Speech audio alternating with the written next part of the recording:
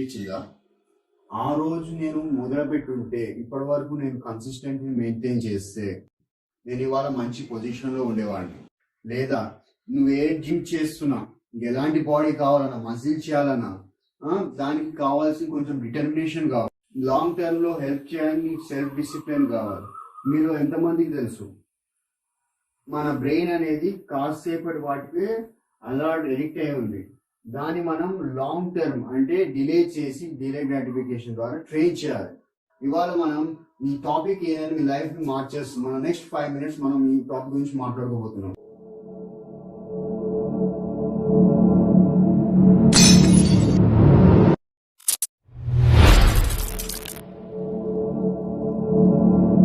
Welcome back to my channel. అందరు ఎలా ఉన్నారు? సో ఇవాళ ఏంటంటే మనం సెల్ఫ్ డిసిప్లిన్ గురించి మాట్లాడబోతున్నాం. సెల్ఫ్ డిసిప్లిన్ అంటే నీ ఎమోషన్స్ ని కంట్రోల్ చేసుకోవడం రావాలి.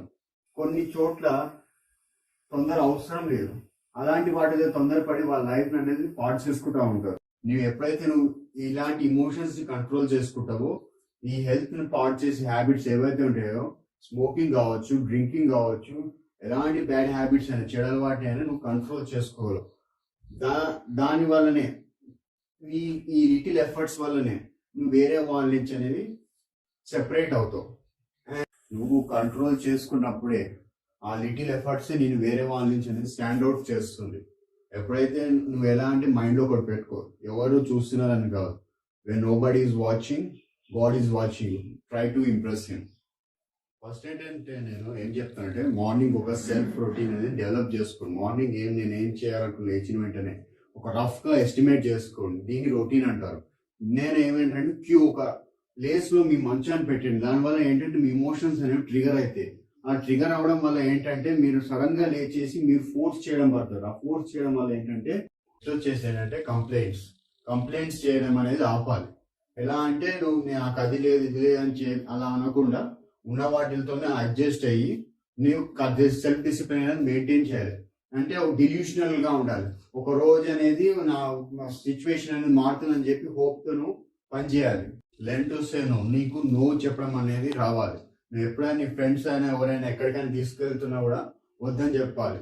నెక్స్ట్ వచ్చేసి ఏంటంటే నువ్వు ఫైండ్ యువర్ మోటివేషన్. నీకు ఎందులో అయితే ఇంట్రెస్ట్ ఉందో అందులో నువ్వు తీసుకోవడం వల్ల ఏంటంటే ఈ ఇంట్రెస్ట్, ప్యాషన్ వల్ల ఏంటంటే ఇష్టంతో చేస్తావు.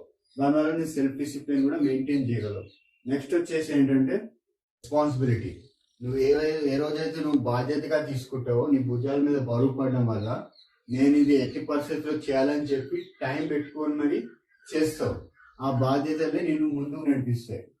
అది ఏదైనా ఉద్యోగం చేయమన్నా కావచ్చు, ఏమన్నా కావచ్చు. Identify the obstacles.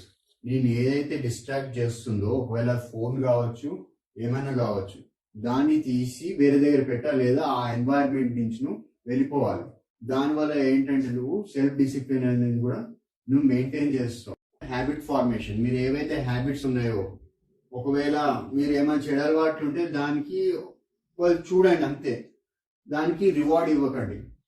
Long term లో వచ్చిన వాటికి రివార్డ్ ఇవ్వండి.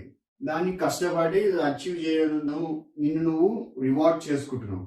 దానివల్ల నువ్వు ముందుకెళ్తావు. సెల్ఫ్ డిసిప్లిన్ అనేది కూడా మెయింటైన్ అవుతుంది. Thank you for watching my video.